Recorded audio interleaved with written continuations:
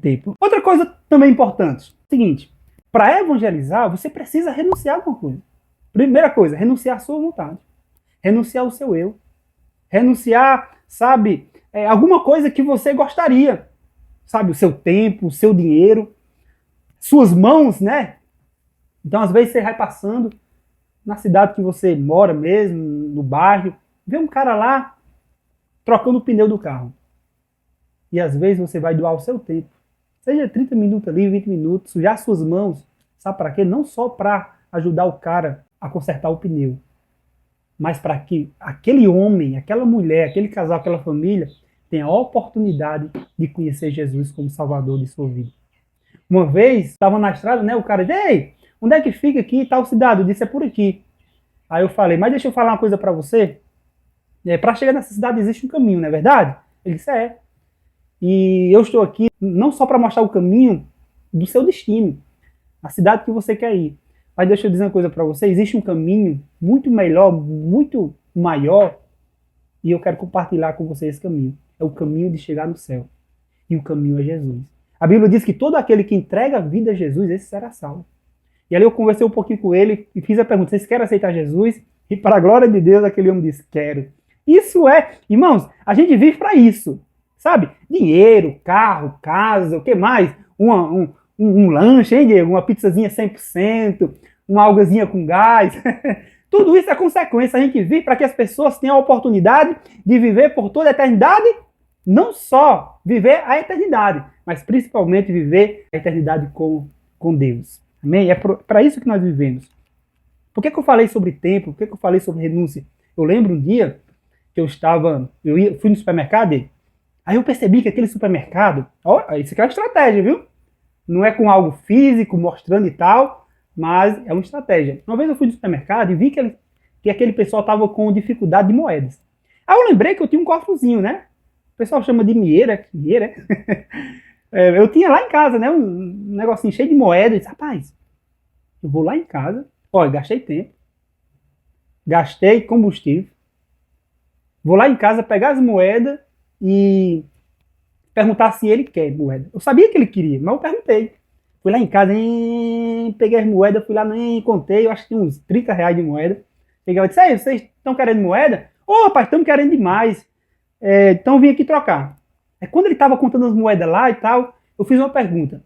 Me diga um negócio, você tá me pagando, né, alguma coisa para me trazer essas moedas para você?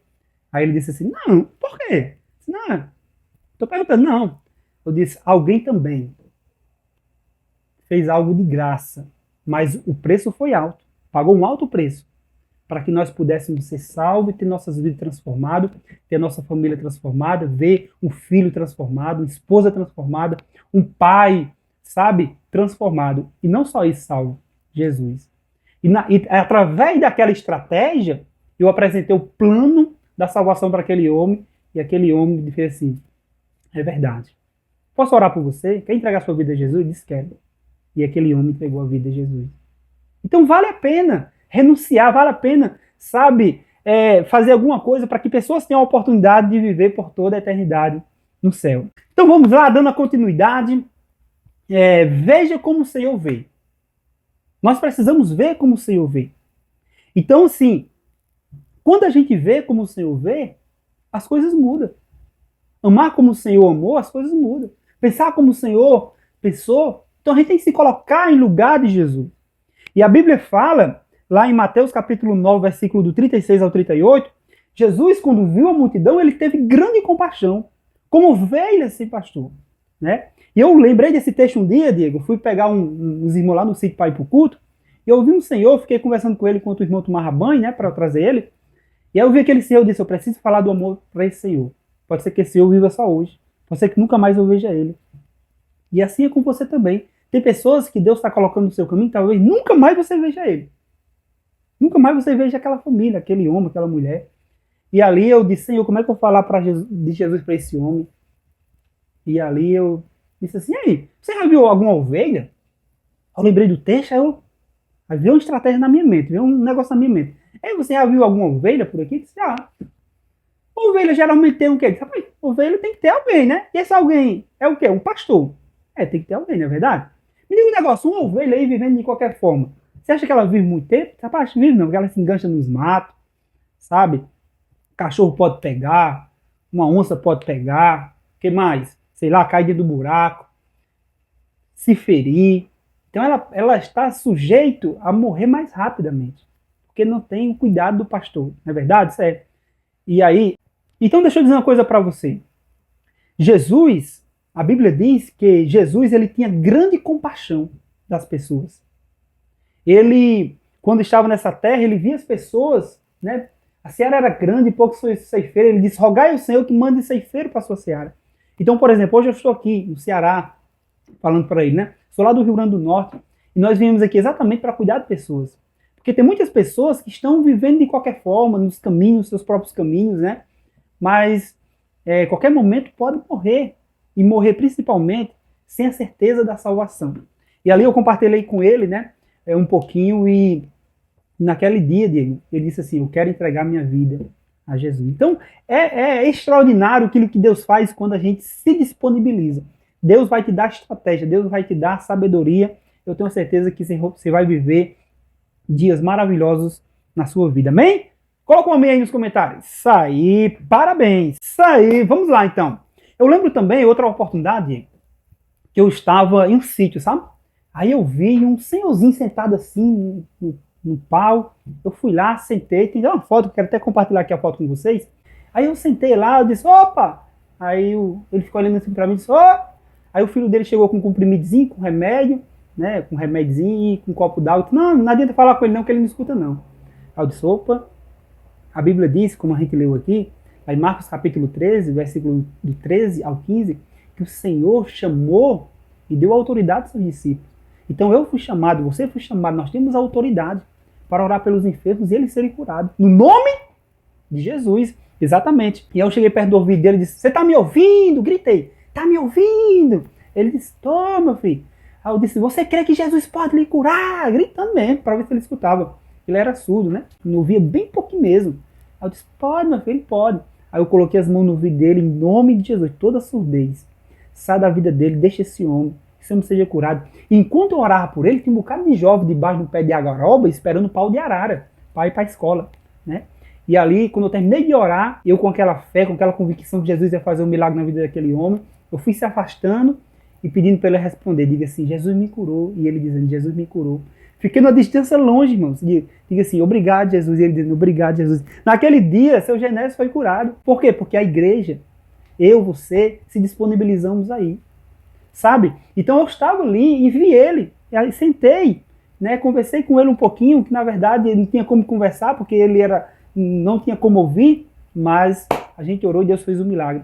E tem outra foto aqui que eu quero compartilhar com vocês, que é aqueles mesmos jovens que viram aqui, irmãos, eles ficaram maravilhados. Porque aquele jovem tinha 16, 17, 18 anos, viram aquele homem há muitos anos que não ouvia. Os homens já não paravam, ninguém já não parava para conversar com ele. Porque como é que conversa com uma pessoa que não escuta, né, Diego? Geralmente a pessoa, hoje é difícil a gente conversar assim, pessoas que entendem, que é boa assim, nos ouvidos e tudo mais, né? Imagine com quem não está escutando direito, não é verdade?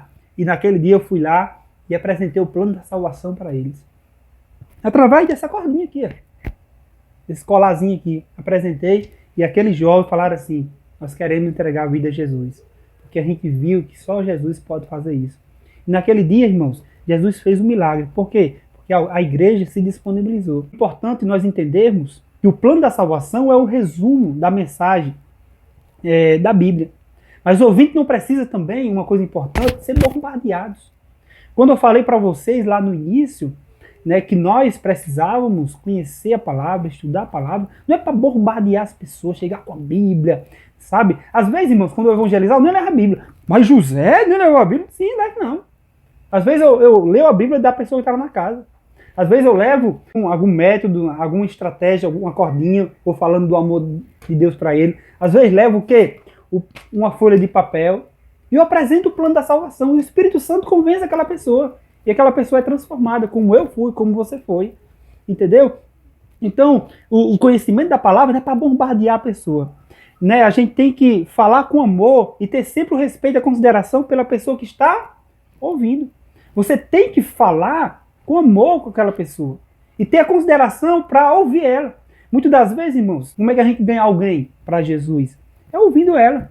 É sentar, passar a tarde toda ouvindo, conversando ali, de boa, e também compartilhando a mensagem, a história que você tem do seu Salvador.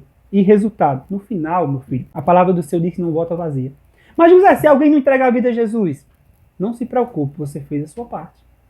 É bem verdade que a Bíblia diz que o Senhor veio buscar e salvar o que se havia perdido. Deus amou o mundo, mas nem todo mundo quer esse amor. Como está no 17 e 18. Fala que ele amou, mas nem todos quiseram. Mas a todos quanto creram, o que diz a Bíblia? Deus o direito de se tornar filho de Deus. Ou seja, de ser salvo, de morar por toda a eternidade no céu. Então, às vezes a gente não fala, Diego, às vezes a gente não vai porque a gente, como é que vai ser? Não é como é que vai ser, vai, faz a sua parte, porque o Espírito Santo vai fazer a dele. Amém? Então é isso.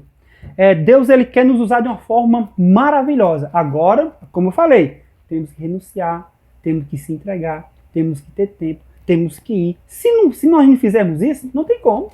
É como você tá com sede, tô com sede. A água tá na geladeira. Você tem que ir pegar água. Enquanto você não for pegar algo beber, você vai ficar com sede. Eu queria ganhar alguém para Jesus, mas você fica sentado aí no seu sofá, na sua rede, na sua cadeira, sabe? Você tem que ter uma atitude. Quando nós temos uma atitude, milagres extraordinários acontecem. A fé, ela é algo em movimento, a gente tem que se movimentar. Como a oração, você ora, mas você tem que ter ação. Você tem que se movimentar para que o milagre possa acontecer. Aquele milagre que você gostaria que acontecesse através da sua vida, que é a salvação, que é a cura, que é a libertação. E Deus quer fazer isso através de nós, como igreja que somos. Amém?